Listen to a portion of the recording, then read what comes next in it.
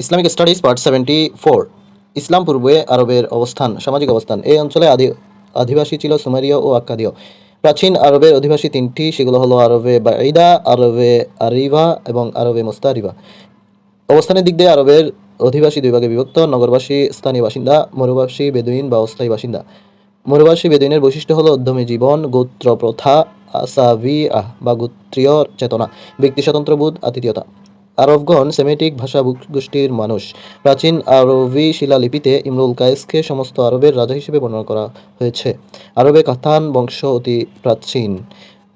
শিক্ষা, লিখন পাঠন খুবই সীমিত ছিল। অধিকাংশ শিক্ষা মৌখিকভাবে প্রচলিত ছিল, তবে কবিতা, বাগ্মিতা ও মুখস্থ শক্তিতে তারা অসাধারণ ছিল। নারীর অধিকারহীনতা, স্ত্রীকে ইচ্ছেমতো তালাক দেওয়া হতো।